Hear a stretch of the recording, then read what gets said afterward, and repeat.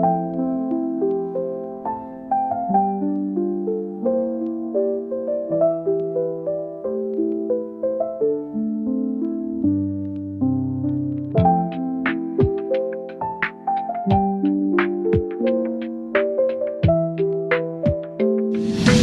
saya kira salah satu penanda penting dari kemerdekaan kita kan, perjuangan kemerdekaan Indonesia itu memperjuangkan satu kebebasan yang inklusif, Iya, kebebasan bagi seluruh warga Indonesia.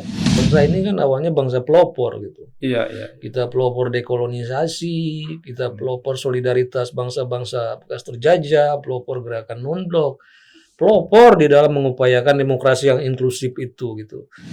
Banyak orang yang berharap ke depan mestinya jauh bisa lebih baik daripada yang kemarin. Hari esok harus lebih baik dari kemarin. Sekarang kita ngomong di mana demokrasi kita nomor 3 terbesar di dunia. Pilkada langsung, presiden langsung. Tapi Ya, kita faktanya tidak semua orang bisa dipilih. ya, Meskipun katanya setiap warga negara berhak dipilih dan memilih. ya. Assalamualaikum warahmatullahi wabarakatuh. Selamat siang, para pemirsa IM Podcast, IM Channel. Ya.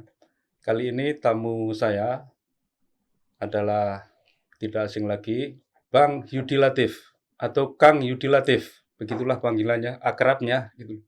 Perbincangan kita itu sekarang topiknya adalah memperbincangkan masalah-masalah kebangsaan mutakhir lah. Gitu. Saya ingin memperoleh respon pendapat dari Kang Yudi. Sekarang ini banyak orang yang mengatakan kondisi Indonesia sedang tidak baik-baik saja, ya kan? Apakah Anda setuju dengan pendapat itu atau justru Anda ingin mengatakan, enggak, sekarang Indonesia baik-baik saja gitu loh. Nah, gimana Kang terhadap orang yang banyak yang mengatakan Indonesia sedang tidak baik-baik saja loh ya gitu. Ya, saya kira itu di top of mind dari critical mass ya. Iya, iya. Critical mass kita yang memahami perkembangan sejarah Indonesia, yang mengerti perbandingan Indonesia dengan negara-negara yang merdekanya sejaman, Iya. mengerti antara aspirasi dan harapan, mengerti jejak perjuangan kita sejak awal reformasi dan dibandingkan sekarang kita bisa melihat ada banyak setback, ada banyak kecewaan. Jadi memang sedang tidak baik-baik saja. Iya, dan kita sedang berada dalam era transisi dari pemerintahan Presiden Jokowi ke Presiden Prabowo Subianto. Nah, sekarang ini banyak orang yang berharap ke depan mestinya jauh bisa lebih baik daripada yang kemarin. Hari esok harus lebih baik dari kemarin. Kira-kira dengan adanya pemerintahan baru nanti, apa yang bisa diharapkan? Pertama, kemungkinan historis itu memang selalu lebih kaya dari perhitungan di atas kertas ya. Iya, iya, iya. Jadi mindset kita harus betapapun berkabut kita harus tetap optimis karena orang bilang di balik awan gelap juga selalu ada pancaran cahaya. Jadi dengan segala gegap gempita menuju pemilihan presiden dan keterpilihan Prabowo dengan mengundang banyak perdebatan, banyak isu di dalamnya, kita berharap semuanya berakhir dengan senario yang indah lah. Iya, iya. Karena saya kira Prabowo sebenarnya dalam posisi yang diuntungkan dalam arti ekspektasi publik itu sebenarnya tidak terlalu tinggi. Kalau Iya, iya. ekspektasi tidak terlalu tinggi dan dia datang dengan sesuatu yang promising, Iya. itu bahkan kemudian bisa mengejutkan banyak orang gitu. Dan saya harap seperti itu, meskipun mungkin daur ulangnya tidak begitu panjang, kita lihat kan ini di lap terakhir lah dari perjalanan panjang perjuangan Pak Prabowo gitu ya. Dan kita harapkan justru di momen-momen genting dalam sejarah Republik, di mana beliau terpilih dengan berbagai persoalan, berbagai mungkin banyak kecewa dan lain-lain, itu dia bisa menimbulkan harapan baru. Kita sih berharapnya itu seperti kalau bandingkan dengan Presiden Amerika seperti Abraham Lincoln gitu. Iya, iya, iya. Lincoln tuh jejak rekamnya hampir seperti Prabowo kan. Iya. Dia berulang kali di dalam kontestasi pemilihan sebagai pejabat negara tuh gagal kan. Tapi ketika beliau memerintah, meskipun untuk masa yang pendek, hanya sekitar 4 tahun, tapi menorehkan satu legacy yang sangat monumental dalam sejarah Amerika. Antara lain misalnya perbudakan, beliau lucuti, kemudian ekonomi Amerika rebound, ketatanegaraan di mana Amerika sebagai satu kesatuan konstitusi itu dikonsolidasikan, sehingga dalam masa yang pendek, Lincoln termasuk presiden Amerika yang dicatat di dalam sejarahnya sebagai salah satu presiden Amerika yang paling monumental. Kita harap Prabowo husnul khotimah seperti itu loh. Iya, iya. Ya. Apalagi saya lihat, saya dengar Pak Prabowo itu kan intelektual, punya sense of intelektual. Dia bisa beberapa bahasa, dia juga hobinya membaca, beberapa buku dia baca, termasuk novel saja dia baca. Betul. Kita berharap dengan sense of intelektual ini, dia akan bisa menjadi pemimpin yang model Prabowo lah, akan bisa menjadi lebih intelektual. Jadi intelektualisasi Indonesia lah. Ya, cuma mungkin jauh-jauh harus kita ingatkan, meskipun orang bilang kan Pak Prabowo udah sebagai pencapaian pribadi kan udah selesai kan. Iya. Dia secara ekonomi dia sudah selesai. Iya. Kemudian secara jenjang karir ketentaraannya juga ujungnya dia dapat bintang 4 kan. Iya. Nah sekarang juga bisa jadi presiden. Jadi secara personal mungkin tidak banyak hal yang dia kejar lagi. Kecuali bagi kemaslahatan legasinya sebagai pemimpin nasional ya. Cuma ini orang-orang di sekitarnya jangan sampai membelenggu dia dan memerosokkan dia ke trayek yang tidak benar gitu, karena seringkali masalah kepemimpinan nasional kita bukan hanya dari segi figur pemimpinnya, tapi juga lingkaran-lingkaran kepemimpinan itu menjadi sangat-sangat penting. Jangan sampai Pak Prabowo hanya terjebak oleh informasi di lingkaran kecil gitu. Dia harus terbuka, mencari, menemukan informasi dari sebanyak-banyak mungkin. Istilahnya Pak Kunto Wijoyo melakukan objektifikasi barangkali ya. Tidak tergantung pada informasi lingkaran dekatnya saja, tapi harus membuka, harus fakta yang sebenarnya seperti apa secara objektif gitu. Nah, tetapi sekarang ini Kang, kita juga gelisah dengan fenomena munculnya oligarki dalam politik kita. Jadi sudah menjadi rahasia umum, oligark itulah yang mengendalikan politik kita. Itu penjelasannya bagaimana ya? Apakah Anda setuju? Iya, ini sebenarnya isu yang sangat penting ya. Apalagi kita sekarang kan bentar lagi kita akan memperingati Hari Kemerdekaan gitu. Dan saya kira salah satu penanda penting dari kemerdekaan kita kan perjuangan kemerdekaan Indonesia itu memperjuangkan satu kebebasan yang inklusif. Kebebasan bagi seluruh warga Indonesia. Beda misalnya dengan pembentuk konstitusi Amerika dan semangat konstitusinya itu. Pembentuk konstitusi Amerika itu kan bias kelompok dominan. Kulit putih, Anglo-Saxon, Protestan, dan laki-laki semua itu, tidak ada perempuannya.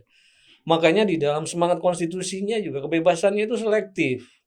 Yaitu hanya kebebasan lagi-lagi pada identitas dominan. Karena misalnya orang-orang Afro-Amerika memerlukan waktu 90 tahun tuh. Memerlukan amandemen ke-14, baru kemudian diakui sebagai full-fledged citizen ya. Hak pilih perempuan lebih lama lagi, memerlukan waktu sampai amandemen ke-19 ya, tahun 1918 baru hak pilih perempuan diakui. Tapi para pendiri bangsa kita itu karena waktu membentuk BPUPK, PPKI itu sudah mewakili segala diversity kan, dari segi agama, dari segi etnis, dari segi jenis kelamin, golongan. Oleh karena itu juga semangat konstitusinya itu menjamin kebebasan secara inklusif, kesetaraan politik, kesetaraan kesempatan, persamaan di depan hukum. Bahkan 7 kata dari Piagam Jakarta yang memberikan perlakuan khusus pada kelompok mayoritas agama, itu pun pada tanggal 18 dicoret. Kata itu. Betapa lebarnya ya inklusivitas kita itu, sehingga kalau istilah Soekarno, negara kita itu negara semua buat semua gitu. Nah, jadi jangan sampai semangat dasar kita yang semula itu inklusif seperti itu, sekarang justru kebebasan itu hanya dinikmati oleh segelintir elit gitu. Jadi saya teringat sama Isaiah Berlin ya, dia bilang Seringkali kebebasan serigala itu harus dibayar mahal dengan kematian para kambing gitu. Iya, iya, iya. Sekarang kita ngomong di mana demokrasi kita nomor 3 terbesar di dunia. Pilkada langsung, presiden langsung. Tapi Iya, kita faktanya tidak semua orang bisa dipilih. iya. Meskipun katanya setiap warga negara berhak dipilih dan memilih, Mhm. tapi kalau biaya politik makin mahal, politik kemudian kesetaraan kesempatan dalam politik itu tercekik gitu. Hanya segelintir orang yang bisa mengaksesnya. Maka indikasinya sekarang itu, Bung Afnan, Iya, 70% dari anggota dewan terbaru itu berasal dari kalangan-kalangan berduit gitu. iya, iya, Para iya. aktivis seperti Bung Alfian meskipun sudah Mhm. studi di bidang politik, Iya, punya iya, iya. jenjang panjang sebagai aktivis Iya, ya. iya. Tapi kalau modalnya tidak cukup, maka tidak bisa punya kemampuan kesetaraan politik untuk ikut mempengaruhi jalannya kebijakan politik negeri ini. Nah, jadi oligarki itu pertama-tama itu pengkhianatan terhadap semangat kebebasan inklusif yang bahkan mungkin dulu dulu kelompok-kelompok kalangan-kalangan yang benar-benar menjadi saham utama di dalam kemerdekaan bisa jadi termarginalisasikan oleh kelompok-kelompok elit oligarki ini. Apakah kalau dikaitkan dengan sistem politik kita, kan sistem politik kita lah yang seperti sekarang ini, terutama pasca amandemen ya, konstitusi, itu kan menjadi liberal dan biaya politik tinggi, ongkos Ya, politik tinggi. ya, Jadi Kang Yudi mengatakan yang terpilih menjadi anggota DPR mereka yang mengeluarkan banyak ongkos dan itu ya, bukan menjadi rahasia umum lagi. Kan dulu 10 M kurang, bahkan yang 60 M, 100 M baru bisa terpilih jadi. Nah, sistem politik kita itu mestinya dibenahi supaya ya. kan sudah banyak kritik, sudah banyak keluhan mengenai hal ini. Tapi tetap saja dari pemilu ke pemilu pasca reformasi tetap saja berjalan secara seperti ini. Nah, adakah kemungkinan sistem politik kita bisa diperbaiki?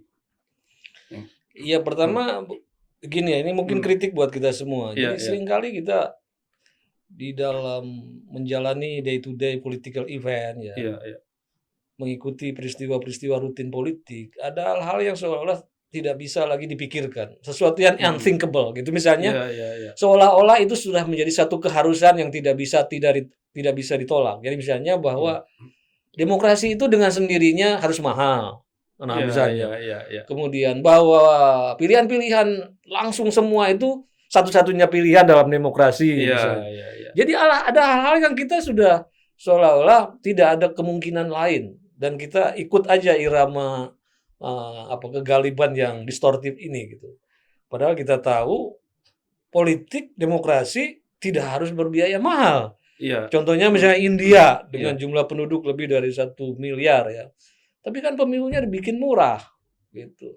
Misalnya dengan menggunakan e-voting di mana tidak perlu lagi tiap pemilu bikin keropak suara baru, ada mengerahkan begitu banyak saksi, mengerahkan begitu banyak serangan pajar ya. iya, iya, iya, Itu bisa mhm, diminimalisir dengan e-voting. Ada banyak option lah di beberapa negara juga misalnya masa pemilu dibatasi jadi supaya tidak apa tidak ada perlombaan untuk spending politik, masa pemilu dibatasi dan juga biasanya ruang-ruang untuk kampanyenya juga dibatasi. Ruang-ruang yang bisa diintervensi oleh kampanye politik juga dibatasi ya dan biasanya negara memberikan suatu jaminan bahwa setiap kontestan itu punya akses yang setara gitu. Dan untuk mencegah ada pembiayaan politik di luar state, misalnya ya di konglomerat atau apa, itu pun tadi itu dikontrol secara ketat supaya ruang pemilunya hanya dibatasi pada momen-momen yang sangat terbatas gitu. Jadi ada banyaklah mekanisme untuk membuat pemilu itu bisa bisa lebih murah, lebih bisa diakses oleh semua kalangan. Itu baru dari aspek tata kelola pemilunya ya. Di luar itu juga kita kan tahu bahwa kalau para pendiri bangsa dulu sepakat bahwa Indonesia dengan berbagai bentuk relasi mayoritas minoritas itu sangat berbahaya kalau pemilu hanya mengandalkan keterpilihan individual. Karena dengan keterpilihan individual sangat mungkin kelompok-kelompok dominan akan memarginalisasikan kelompok-kelompok dominan akan memarginalkan kelompok-kelompok marginal gitu kan. Maka di kita selain menjunjung tinggi prinsip namanya the principle of equal liberty, ya semua orang one man, one vote, one value. Kita juga menghargai namanya the principle of different, memberikan perlakuan khusus kepada kelompok-kelompok marginal dengan afirmasi, Ya. yaitu dengan lewat putusan golongan misalnya. Dan juga para pendiri bangsa menyadari Indonesia dengan kompleksitas wilayah, dengan problematiknya masing-masing. Jangan juga ada diskriminasi atas dasar kewilayahan, misalnya atas dasar bias kepadatan penduduk atau bias teritorial lainnya, maka harus ada representasi daerah juga. Tapi representasi daerah ini harus benar-benar mewakili aspirasi daerah kan. Nah, dengan itu diharapkan ada proses checks and balances antar kekuatan-kekuatan representasi. Jadi kita bukan hanya berdasarkan pada keterpilihan, tapi juga mempertimbangkan keterwakilan gitu. Sehingga partai tidak tampil sebagai satu-satunya kelompok yang dominan, yang menguasai, mendominasi seluruh proses-proses kebijakan politik, tapi ada proses checks and balance dari utusan-utusan golongan, utusan-utusan daerah, sehingga diharapkan bisa menjaga tadi itu kebebasan relatif tetap inklusif gitu. Ya, sebenarnya kita punya pengalaman sejarah yang kaya dari era pasca kemerdekaan sampai sekarang ini era pasca reformasi. Nah, tentang partai-partai politik ini Kang. Dulu partai-partai politik kita di era demokrasi liberal dikritik oleh Bung Karno sebagai penyebab konflik-konflik, ya kan? Sehingga kemudian Bung Karno anti partai politik. Bahkan tahun 56 dia berpidato ingin membubarkan partai-partai politik. Nah, sekarang ini sebaliknya ketika era reformasi partai-partai politik muncul lagi dan memiliki peran politik yang luar biasa dalam proses bernegara kita itu hampir semuanya melibatkan partai politik. Dan tetapi partai-partai politik ini keropos demokrasi internalnya. Mereka sendiri juga tidak mengabaikan proses-proses demokrasi internal. Seolah-olah partai politik itu milik ketua umumnya misalnya, ya kan? Nah, mereka membuat undang-undang partai politik sehingga kemudian kritik-kritik terhadap mereka seolah-olah mental karena mereka sendiri yang membuat undang-undang pemilu juga mereka yang buat, sehingga kritik-kritik terhadap perlunya pembenahan sistem politik, sistem kepartean, sistem pemilu mentok di partai-partai politik. Bagaimana sebaiknya partai-partai politik ini menyadari apa yang tidak saja menyadari tapi melakukan sesuatu yang bisa merubah sejarah ke depan gitu loh Kang. Iya, sebenarnya di Indonesia partai politik dalam arti sesungguhnya itu tidak ada. Karena basis filosofi dari partai politik itu kan begini. Terhadap sesuatu di mana individu-individu itu tidak bisa menyelesaikannya sendirian. Itu sangat baik kita itu mengembangkan satu collective action.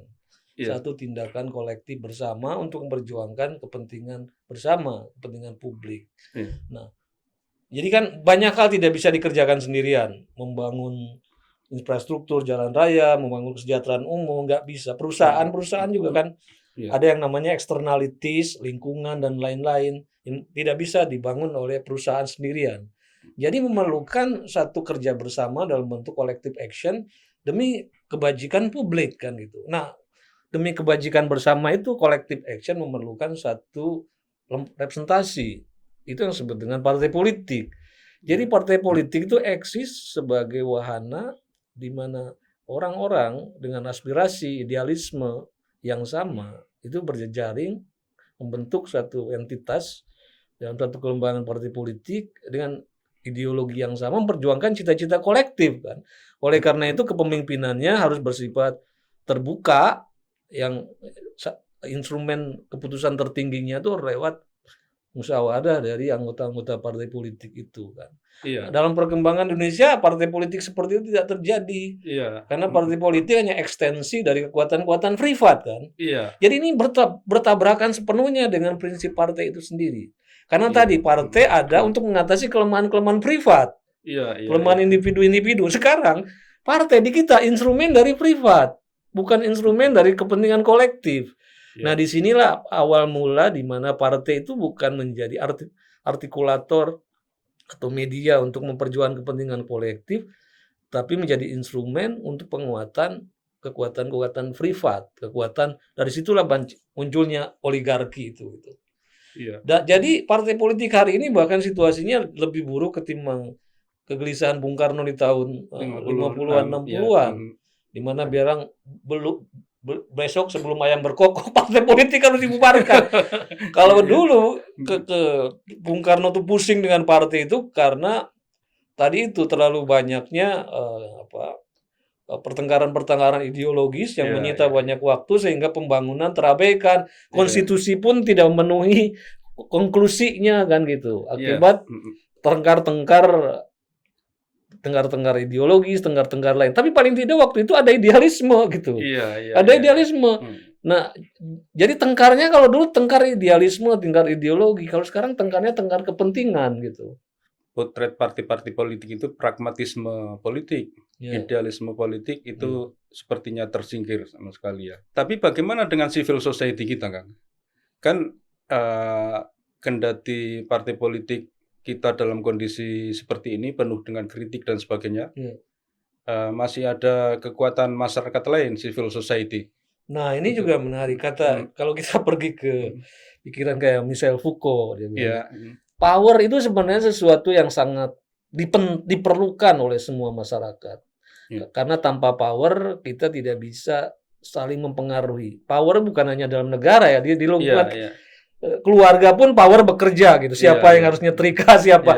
Power itu alat untuk saling bertukar pengaruh untuk pencapaian apa yang kita kehendaki gitu. Tapi dia bilang power itu akan sehat kalau relasi power itu reversible, bisa dibalik. Jadi artinya saya mungkin bisa berpengaruh pada Alfian dari aspek pemikiran, namanya culture capital. Tapi Alfian bisa mempengaruhi saya karena punya kemampuan mobilisasi massa, namanya political capital. Political capital, jaringan dan lain-lain. Ada orang mungkin kelompok minoritas tertentu tidak punya culture capital, tidak punya political capital kayak massa, tapi punya finansial, punya namanya economic capital. Nah, di dalam relasi power yang seimbang, relasinya tuh bisa saling mempengaruhi. Ada kalanya culture capital kayak para ulama, para intelijensia bisa punya pengaruhnya untuk merumuskan kebijakan.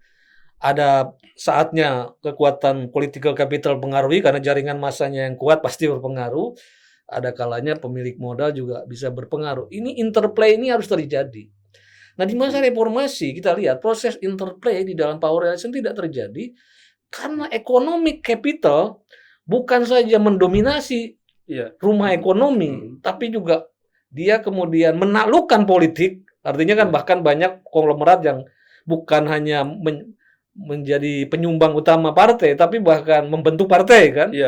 Jadi dia juga mengendalikan partai. Bahkan juga akhirnya mengendalikan institusi-institusi kultural, masyarakat sipil, kampus, media, buzzer, influencer, semua dikendalikan oleh satu kekuatan kapital, yaitu financial capital. Akibatnya apa tadi? Bahwa sekarang kekuatan bukan hanya partai yang bisa ditaklukkan oleh oligarki, tapi kekuatan masyarakat sipil juga sudah ditaklukkan. Nah, padahal di dalam negara yang sehat kita tahu memang negara sehat itu memerlukan proses negosiasi dan bargaining kekuatan antara state dan society kan. Jadi dia bilang kebebasan sehat itu ada di dalam koridor sempit.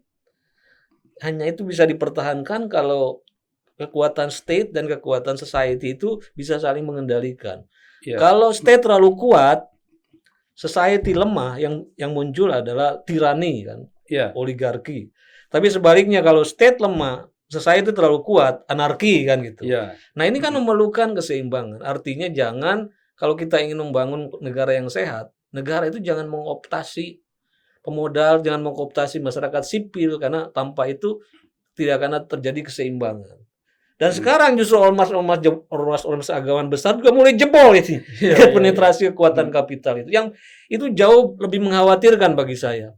Sepanjang sejarah kita, partai politik memang belum melahirkan suatu proses legacy yang meyakinkan lah.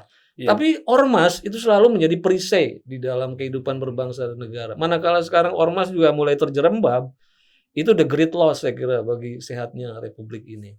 Nah, apakah diterimanya izin usaha tambang oleh dua organisasi besar kita, NU dan Muhammadiyah, itu termasuk bentuk kooptasi state terhadap civil society dalam konteks ini?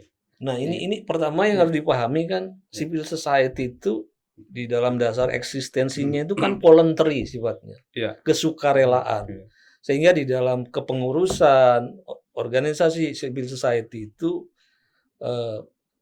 harus terbebas dari kepentingan politik dan kepentingan ekonomi. Karena sifatnya harus voluntary. Begitu civil society itu mulai bergeser, ada kepentingan ekonomi, kepentingan politik, dia sudah menjadi bergeser dari kekuatan civil society menjadi instrumen interface ke politik gitu. Itu bahayanya. Jadi jangan sampai ormas-ormas yang nanti dikasih konsesi tambang dan lain-lain itu justru nanti menjadi ajang rebutan kekuatan-kekuatan untuk merebut kontestasi kapital di dalam ormas itu gitu. Kalau itu ya itu namanya kiss and death. Ciuman tapi mati setelah itu. Jangan sampai terjadi begitu. Mungkin sekarang kelihatannya wah ini menjanjikan gitu ya. Tapi harus kita antisipasi karena kan manusia ini harus punya daya bayang yang jauh gitu. Jangan sampai dengan adanya lukratif ya janji-janji ke ekonomi yang bisa dimobilisasi lewat ormas, nanti pemilihan pengurusan di ormas ini akan banyak tumpangan kepentingan ekonomi, kepentingan politik untuk punya akses terhadap sumber daya itu gitu. Itu. Jadi debatnya jangan cuma soal isu lingkungan dan lain-lain gitu. Tapi pada esensi civil society itu sendiri. Sekarang saya ingin membawa perbincangan kita ke masalah Pancasila. Karena Kang Yudi menulis buku mengenai negara paripurna, mengenai Pancasila, sejarahnya dan sebagainya itu. Termasuk PR besarnya adalah bagaimana implementasi dari Pancasila itu kan masih menjadi pertanyaan abadi itu. Nah, bagaimana potret bangsa ini dalam perspektif Pancasila menurut Kang Yudi? Iya, jadi kan gini, saya sering bilang, kita ini sering secara spontan bicara bahwa Pancasila itu sebagai ideologi negara kan, Pancasila ideologi negara, paling tidak itu pidato-pidato resmi selalu begitu. Tapi saya katakan sebenarnya Pancasila itu baru dikehendaki sebagai ideologi negara, baru dikehendaki, tapi belum sungguh-sungguh menjadi working ideology. Jadi sejak Bung Karno sampai Orde Baru sampai sekarang memang Pancasila dikehendaki sebagai ideologi negara. Dan secara konsepsional beberapa orang sudah mencoba merumuskan ideologi negara itu kira-kira seperti apa. Secara konsepsi itu bisa tercermin dari beberapa buku yang mencoba mengartikulasikan konsepsi-konsepsi ekonomi Pancasila, demokrasi Pancasila, sudah ada usaha-usaha itu. Tapi itu baru tahap idealisasi konsepsi. Padahal kalau dia ingin jadi working ideology itu harus diobjektifikasikan. Harus benar-benar pertama diterjemahkan ke dalam kerangka-kerangka keilmuan. Dan setelah itu ke dalam tata kelola kan. Jadi intinya kalau kita ingin ideologi kan paling tidak punya 3 lapis yang harus dipenuhi. Jadi kalau Pancasila ingin sungguh-sungguh menjadi working ideology, pertama ideologi itu mengandung semacam bayangan tentang pandangan dunia, harmoni sosial seperti apa yang kita kehendaki, dan itu menurunkan sejumlah nilai-nilai inti dari ideologi. Jadi misalnya kalau liberalisme nilai intinya kebebasan individu gitu kan. Kalau komunisme nilai intinya itu adalah kesetaraan atau sama rata sama rasa. Jadi ada sejumlah nilai inti. Nah, jadi Pancasila pertama menghendaki ada sejumlah nilai inti yang membentuk kerangka mental, kultural kan gitu, menjadi civic kompeten. Kita sebut saja itu aspek dari tata nilainya gitu. Nah, tapi kedua, ideologi juga memberikan satu kerangka tentang bagaimana beroperasinya sistem politik untuk mengaktualisasikan nilai-nilai itu di dalam kelembagaan-kelembagaan sosial politik. Jadi ideologi juga memerlukan dari nilai-nilai inti itu kita turunkan dalam tata kelola politik, tata kelola pemerintahan yang sesuai dengan nilai-nilai itu gitu. Ya. Yang berikutnya setiap ideologi pasti punya cita-cita tentang the good society, yang intinya adalah tentang cita-cita kesejahteraan tuh ingin dicapai dengan cara seperti apa. Jadi kita Iya. sebut aja tata sejahtera. Nah kita lihat Pancasila dari ketiga sisinya itu goyah gitu. Iya. Pancasila sebagai tata nilai mental karakter itu juga kita lihat etika kita roboh, Iya. kemudian works ethics, ya kemudian dan macam-macam lah nilai-nilai kita kan bermasalah gitu di baik di ruangan pendidikan tapi juga dengan praktek-praktek bernegara gitu kan.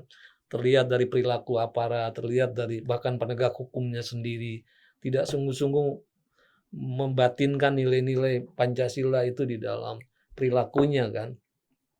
Tata kelola kita juga, meskipun kita ngomongnya Pancasila, tapi cara kita mengelola pemilu kita, cara kita mengelola sistem perwakilan kita, ya, Iya.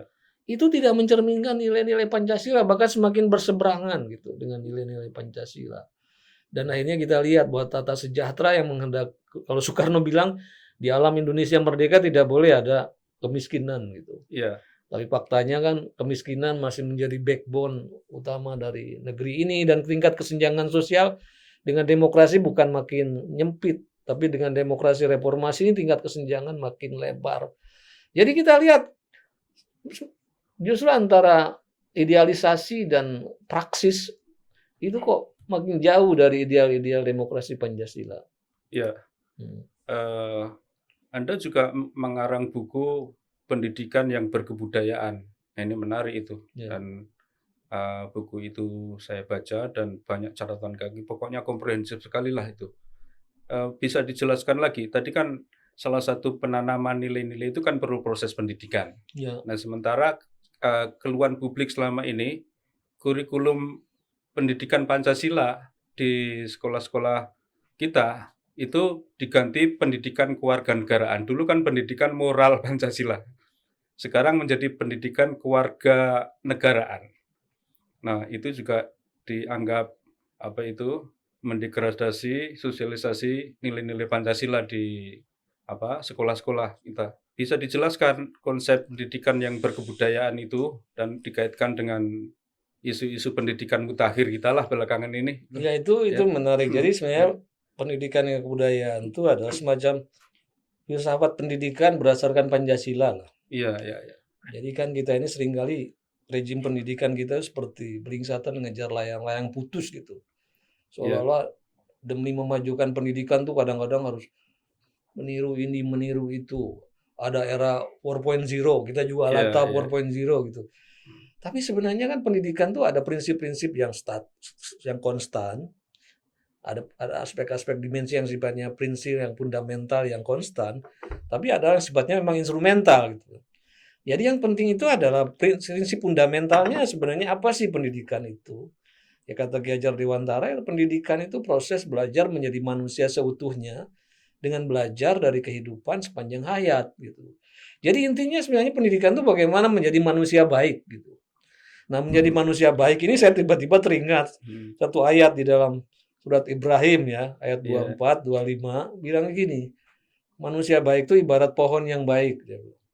Pohon yang baik itu akarnya menghunjam dalam, batangnya menjulang tinggi, dan berbuah sepanjang tahun. Gitu.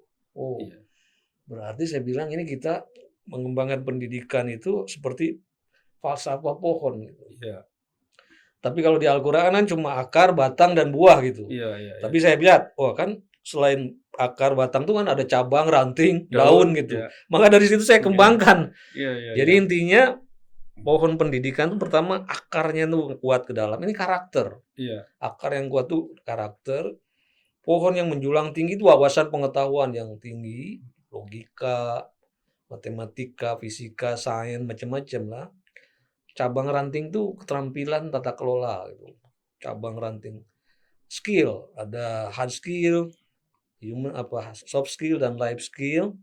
Daunnya ini adalah kolaboratif gitu kan. Sedangkan buahnya itu kreativitas dan inovasi gitu. Dan seperti juga pertumbuhan pohon itu harus berkelanjutan sesuai dengan tahap-tahap pertumbuhan itu. Di dalam pendidikan berarti harus berkelanjutan sesuai dengan tahap-tahap kelompok umur itu. Ya, di bawah itu adalah waktu masa PAUD sampai pendidikan dasar itu yang diperkuat itu kan karakter. Iya. Makanya kan di kita kan udah salah kaprah waktu anak-anak masuk SD sudah dites baca tulis gitu. Nah, itu dia. Padahal Calistung kan nggak boleh di PAUD gitu. Kenapa di PAUD? Karena sedang mengembangkan peralatan-peralatan jasmani rohaninya Iya, iya, iya. dikembangkan, terus belajar dasar-dasar menjadi manusia baik. Bagaimana membuang sampah pada tempatnya, Iya. bagaimana antri, bagaimana bekerja sama, bagaimana play bersama. Iya, iya. Pokoknya belajar habit tentang berhidup baik itu seperti apa kan gitu. Iya. Jadi yang penting itu pertama-tama adalah dasar-dasar menjadi manusia baik. Baru ketika kita masuk SD diajarkan namanya aja pendidikan dasar, dasar-dasar menjadi manusia pembelajar. Iya, iya, iya. Dasar-dasar menjadi manusia pembelajar itu apa sih? Supaya kita itu bisa nanti belajar sendiri. Artinya kalau dasarnya sudah kuat, tidak terlalu pendidikan tuh waduh mengembangkan kurikulum yang begitu rumit. Kalau orang tuh sudah bisa memenuhi alat-alat belajar, dia akan belajar sendiri kan gitu. Iya, iya. Yaitu menulis, membaca, menghitung, menutur. Tapi ini membaca ini bukan hanya melek huruf ya, harus sampai kepada budaya baca. Iya. Dari budaya apa yang dibaca, kemudian dituliskan atau dituturkan. Kemudian menghitung sebagai kecakapan hidup. Kayak usah di pendidikan dasar itu nggak perlu diajarkan matematik. Di Finlandia matematik dibuang di sekolah dasar. Dia bilang kan tidak semua orang jadi ahli matematik. Iya, iya. Tapi berhitung sebagai kecakapan hidup, aritmatik, bagi, kali, jumlah, itu harus ngerti gitu orang. Harus bisa menerapkannya di dalam perbuatan. Nah jadi SD itu nggak usah terlalu rumit kurikulumnya itu.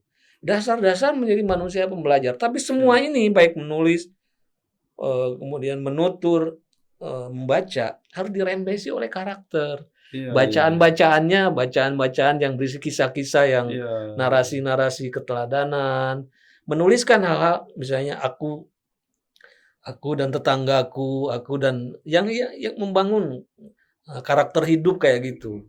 Jadi itu intinya pendidikan dasar. Baru ketika sekolah menengah, anak-anak mulai diajarkan tentang dasar-dasar ilmu pengetahuan dan keterampilan. Iya, iya. Itu sekolah menengah. Dan di sekolah menengah juga harus mulai anak-anak memahami siapa dirinya, apa potensinya.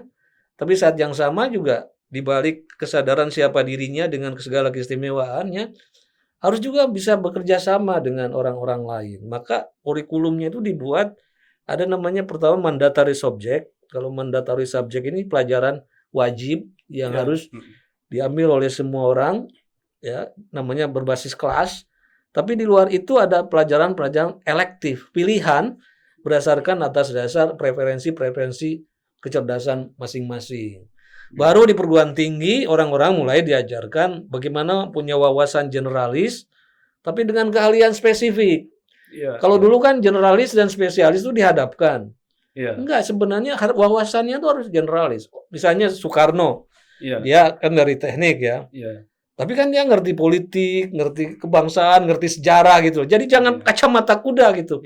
Harus punya wawasan generalis, tapi selain itu nanti punya keahlian yang spesifik. Sekali lagi kayak pohon. Pohon tuh katanya ada jaringan yang sifatnya vertikal, silem, tapi ada jaringan yang sifatnya horizontal, plumb. Jadi ada yang meninggi, ada yang melebar. Gitu. Ada generalis, spesialis. Nah, kira-kira begitulah filosofi pendidikan yang benar itu. Jadi ada sesuatu yang berkelanjutan. Tentu saja metodenya, teknologinya bisa selalu diperbaharui, tapi teknologi instrumen ini jangan merusak proses pertumbuhan hal yang fundamentalnya itu. Ya, salah satu kritik yang berkembang di tata kelola pendidikan kita sekarang, terutama pendidikan tinggi, itu adalah birokratisasi yang berlebihan. Pertama, kemudian ada juga muncul profesor-profesor yang ternyata diperoleh dengan cara lancung, profesor lancung lah, seperti yang diinvestigasi majalah Tempo beberapa waktu yang lalu. Nah, bagaimana Anda melihat fenomena seperti ini? Ya sebenarnya profesor-profesor quote unquote abal-abal itu kalau istilah Tempo, itu konsekuensi dari birokratisasi profesor. Jadi sebenarnya di mana-mana cara mengangkat guru besar, jenjang Mhm. akademik, Iya, negara-negara itu bisa berbeda-beda. Cuma kasusnya cuma di Indonesia, di mana jabatan profesor itu mengalami birokratisasi. iya. Kan sebenarnya gini, profesor itu memang jabatan, tapi jabatan berdasarkan kapasitas intelektualnya, Iya. kapasitas akademisnya. Dan oleh karena itu, siapa yang bisa menentukan seseorang itu pantas atau tidak pantas menjadi guru besar, itu bukan birokrasi, tapi komunitas ilmuwan. Iya. Komunitas ilmuwan lah yang ngerti orang ini pantas atau tidak pantas jadi profesor. Negara itu cuma memfasilitasi karena untuk diangkat jadi profesor itu kan apalagi kalau di negara kayak Amerika itu betul-betul pernah mungkin nonton film Oppenheimer itu Iya, iya, iya. yang perancang dari bom nuklir itu. Waktu dia di, diangkat jadi profesor di Berkeley ya, itu kan untuk diangkat jadi profesor disediakan laboratoriumnya gitu kan, disediakan perumahannya. Karena jadi profesor tuh benar-benar itu ketinggian marwah intelektual, Iya. dia harus meneliti dan lain-lain, dia harus dipenuhi. Bahkan kalau di Harvard anak-anak profesor juga sekolah dan lain-lainnya itu di. Iya, iya, iya. Tapi intinya kan yang bisa jadi profesor itu biasanya itu bagian dari otonomi perguruan tinggi. Perguruan tinggi itu tahu ya, pertama apa yang akan diajarkan.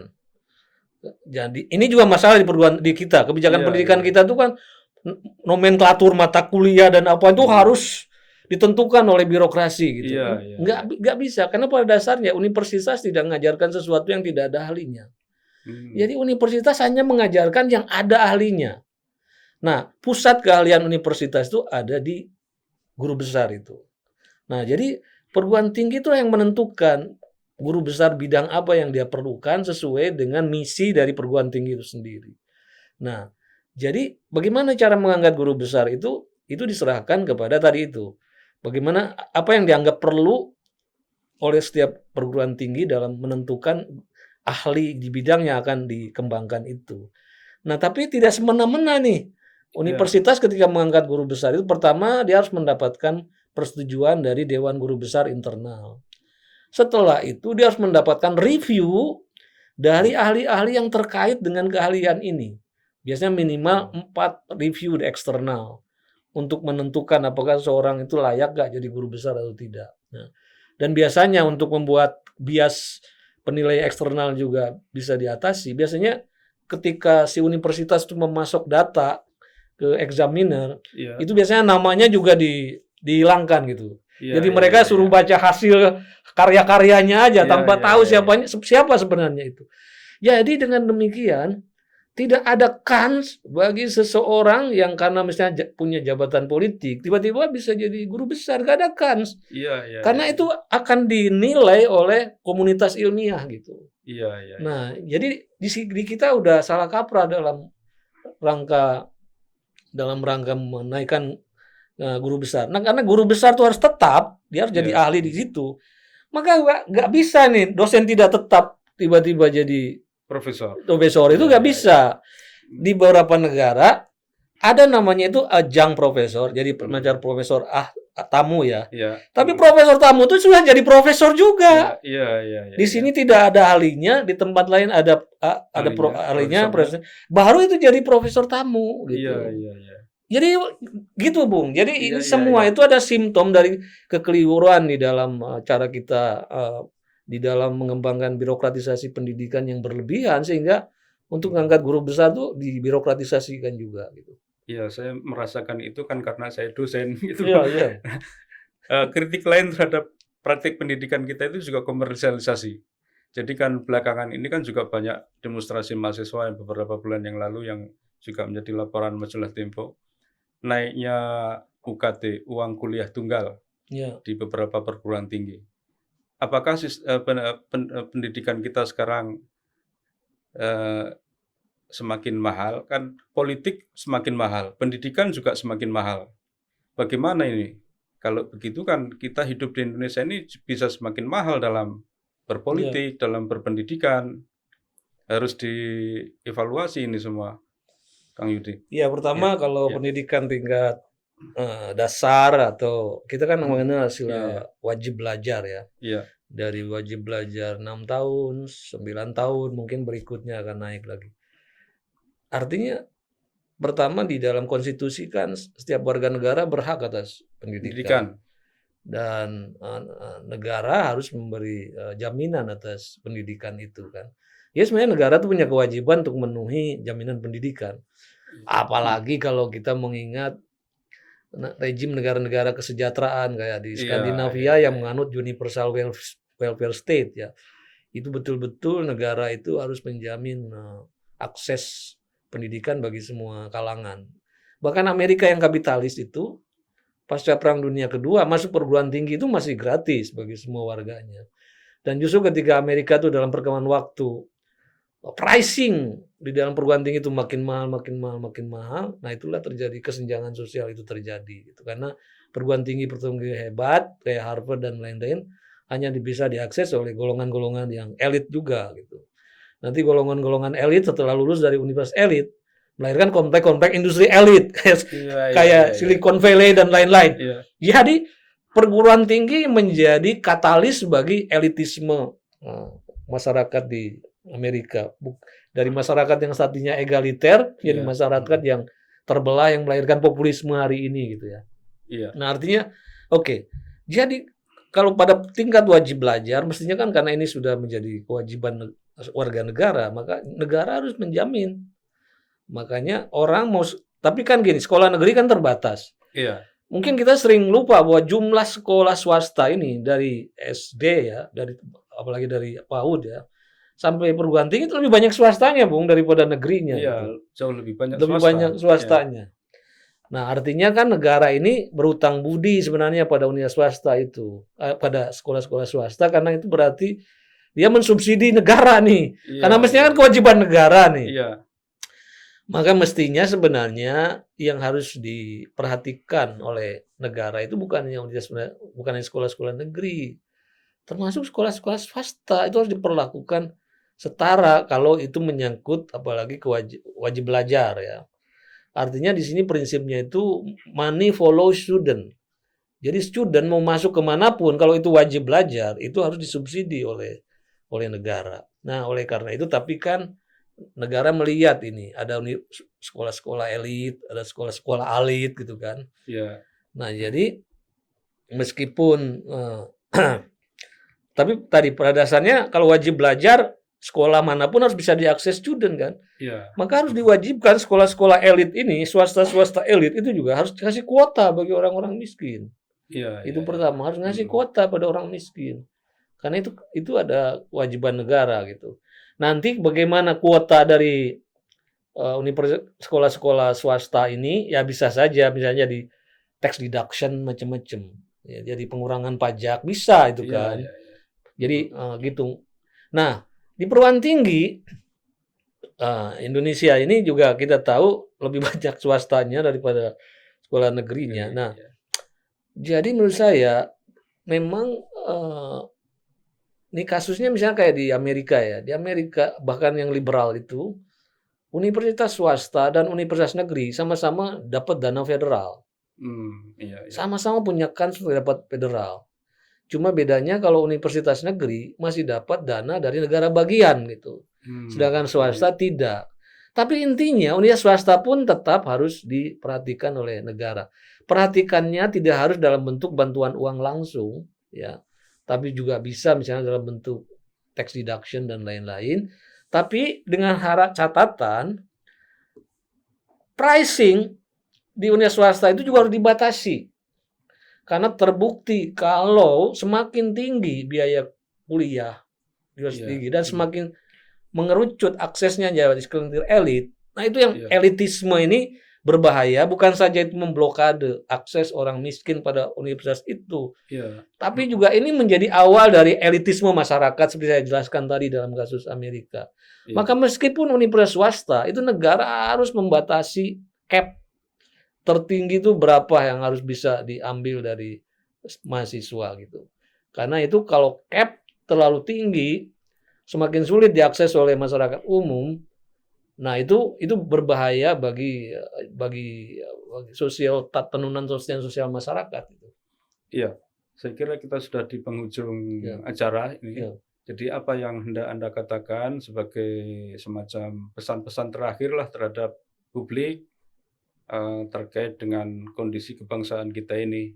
Kan ada yang optimis, ada yang pesimis, ada yang putus asa, ada yang kan beberapa waktu yang lalu Harian Kompas memberitakan banyaknya orang stres di Indonesia ini. Apa yang menjadi pesan terakhir dalam acara ini kira-kira? Ya Ya. pertama saya kira ya, apalagi kita menjelang suasana kemerdekaan, itu pertama kita harus menyadari betul bangsa ini kan awalnya bangsa pelopor gitu. Iya, iya. Kita pelopor dekolonisasi, kita pelopor solidaritas bangsa-bangsa bekas terjajah, pelopor gerakan non-blok, pelopor di dalam mengupayakan demokrasi yang inklusif itu gitu.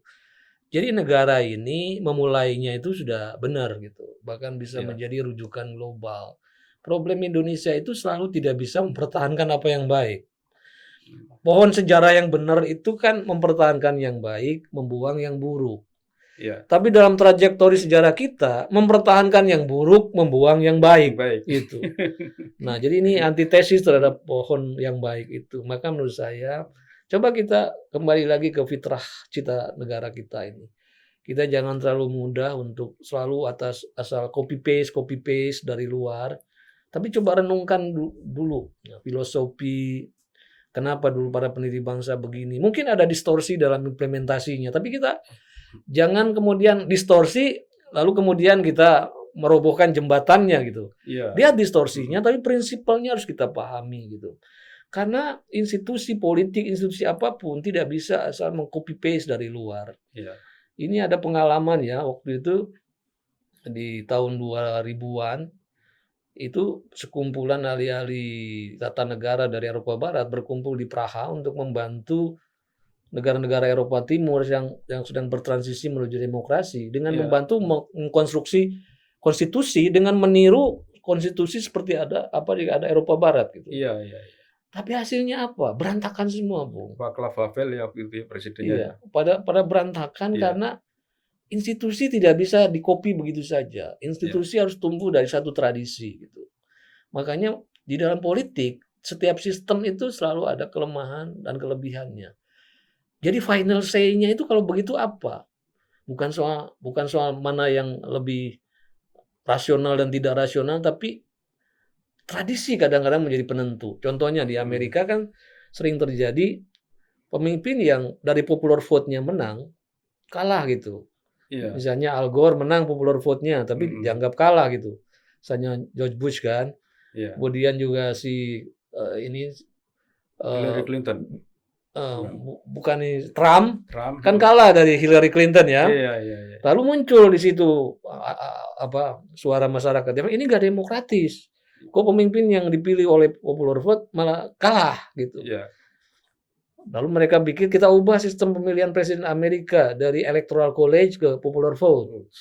Tapi mereka bilang perubahan sistem pemilihan presiden di Amerika dari electoral college dengan popular vote pengkhianatan terhadap tradisi federalisme Amerika.